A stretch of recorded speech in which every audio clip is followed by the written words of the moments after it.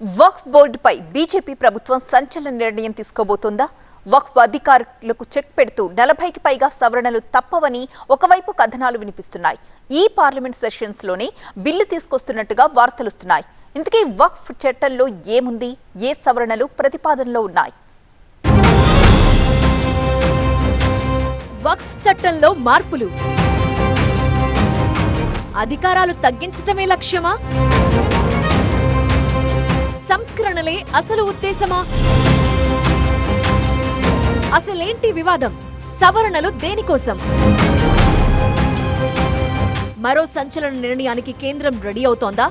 నిజమో కాదో కన్ఫర్మ్ కాలేదు కానీ నేషనల్ మీడియాలో వస్తున్న న్యూస్ ప్రకారం ఆర్టికల్ 370 రద్దు తర్వాత మరో అతిపెద్ద నిర్ణయానికి కేంద్రం రెడీ అవుతోందని తెలుస్తోంది. వక్ఫ్ చట్టంలో సంస్కరణలు తీసుకురావటమే కేంద్రంలోని బీజేపీ సర్కార్ ప్రధాన ఉద్దేశంగా చెబుతున్నారు. ఆగస్టు 2వ తేదీ కేంద్ర మంత్రివర్గ సమావేశం జరిగిందంటున్న కొన్ని సోర్సెస్ ఆ కేబినెట్ మీటింగ్ లో వక్ఫ్ చట్టానికి 40 సవరణలు ప్రతిపాదించి ఆమోదించారని చెబుతున్నారు. దీంతో ముస్లిం పర్సనల్ లా బోర్డు సహా ముస్లిం సంఘాలు ఈ ప్రతిపాదిత సవరణలపై భగ్గుమంటున్నాయి. ఆ సవరణలను పార్లమెంట్ ఆమోదిస్తే గనక ఇకపై ఏదైనా ఆస్తిని వక్ఫ్ ఆస్తి అని నిర్ధారించే అధికారం వక్ఫ్ బోర్డుకు ఉండదు. ప్రతిపాదిత 40 సవరణల్లో ఇదే అత్యంత ప్రధానమైనది అంటున్నారు రాజకీయ విశ్లేషకులు. కేంద్ర ప్రతిపాదనల్లో ఉందని చెబుతున్న మరో సవరణ వక్ఫ్ బోర్డుల్లో మహిళలకు చోటు కల్పించడం. ఇందుకోసం వక్ఫ్ చట్టంలోని 9, 14 సెక్షన్లను సవరించాలని కేంద్రం భావిస్తున్నట్టు చెబుతున్నారు. వక్ఫ్ చట్టంలో సంస్కరణలో భాగంగా వక్ఫ్ ఆస్తుల దుర్వినియోగాన్ని అరికట్టే చర్యలు కూడా ఉండబోతున్నాయంటున్నారు. ఇందుకోసం వక్ఫ్ ఆస్తుల పర్యవేక్షణ బాధ్యతను జిల్లా కలెక్టర్కు అప్పగించబోతున్నారు అనేది మరో అంశం. ఇలా 40 సవరణలతో బిల్లు తీసుకొచ్చి ఈ పార్లమెంట్ సమావేశాల్లోనే ప్రవేశపెడతారని జాతీయ మీడియాలో వార్తలొస్తున్నాయి. దానికి తగ్గట్టే ముస్లిం సంఘాలు సైతం స్పందిస్తున్నాయి. వక్ఫ్ అంటే ఒక రిలీజియస్ ఇన్స్టిట్యూషన్స్, దానికి సంబంధించిన ల్యాండ్స్ కానీ ప్రాపర్టీస్ కానీ దట్ ఈస్ వక్ఫ్ ఉంటుంది. వక్ఫ్ అంటే అది మా వెనకట్ల పెద్దోళ్ళు కానీ వాళ్ళ యొక్క దేవుడి కోసం, ఆ మస్జిద్ల కోసం, ఆషిర్ఖానా కోసం, దర్గా కోసం వాళ్ళు వక్ఫ్ చేశారు. దాన్ని ఎంజాయ్ చేసుకోవచ్చు, దాని మీద వచ్చిన ఇన్కమ్ నుంచి ఆ ప్రాపర్టీకి డెవలప్ చేసుకోవచ్చు. కానీ దాన్ని అమ్మే అధికారం వాళ్ళకు ఉండదు. న్యూస్లో మేము వింటాను వక్ఫ్ బోర్డు అధికారం వాళ్ళు తక్కువ చేస్తారు. మళ్ళీ రెవెన్యూకి దాంట్లో వాళ్ళు उसको रेवेन्यू का जो काम है उसको जो है वो लोग मुस्तहकम कर रहे हैं, वक्फ बोर्ड के ताकत को कम कर रहे हैं, जिसके अंदर मुसलमानों में एक तशवीश पाई जा रही है कि इसमें మా వక్ఫ్ ప్రాపర్టీ డ్యామేజ్ కావద్దని అందరికీ కోరిక ఉన్నది. ఒకవేళ వాళ్ళు డ్యామేజ్ చేసే ప్రయత్నం చేస్తే నాట్ ఓన్లీ ఇన్ తెలంగాణ మొత్తం ఇండియాలో దానికి ప్రొటెస్ట్ చేస్తారు.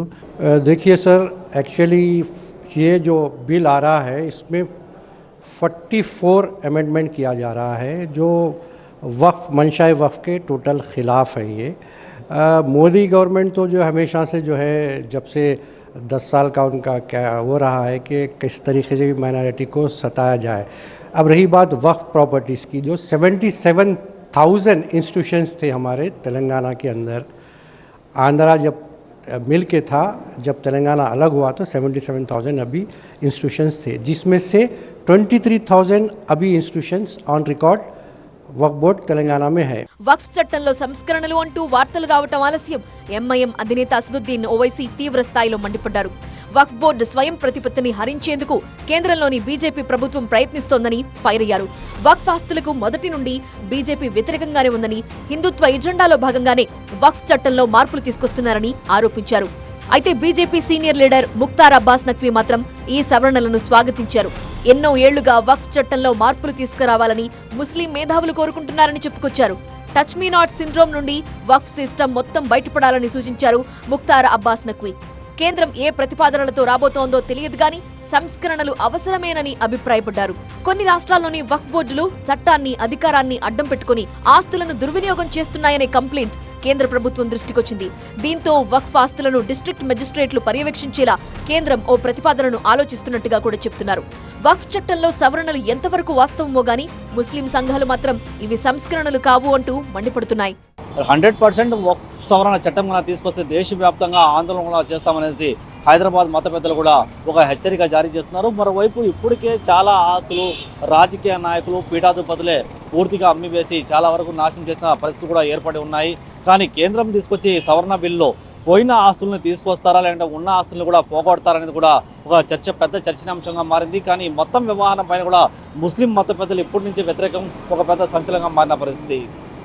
కేవలం శ్రీధర్తో నూరు మొహమ్మద్, TV9 హైదరాబాద్.